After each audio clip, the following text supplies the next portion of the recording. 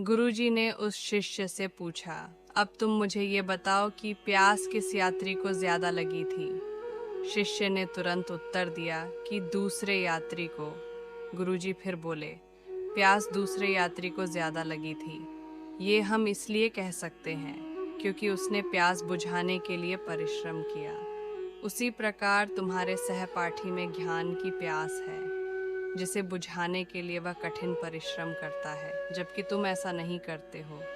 शिष्य को भी अपने प्रश्न का उत्तर मिल चुका था और वह भी अब कठिन परिश्रम में जुट गया था।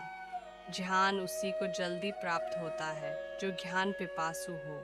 इसलिए आपको तभी अपने लक्ष्य तक पहुंचने में सफलता मिलेगी जब आप अपने लक्ष्य तक पहुंचने के लिए जो भी रास्ता बीच में आएगा उसमें पूरे परिश्रम के साथ काम करोगे। एक गुरु के दो शिष्य थे। एक पढ़ाई में बहुत तेज और विद्वान था और दूसरा उससे बिल्कुल विपरीत। पहले शिष्य की हर जगह प्रशंसा और सम्मान होता था, जहाँ की दूसरे शिष्य की लोग उपेक्षा करते थे। एक दिन रोष में दूसरा शिष्य गुरुजी के पास जाकर बोला, गुरुजी, मैं उससे पहले से आपके पास विद्या अध्ययन कर रहा हूँ, फिर भी आपने उसे मुझसे अधिक शिक्षा क्यों दी?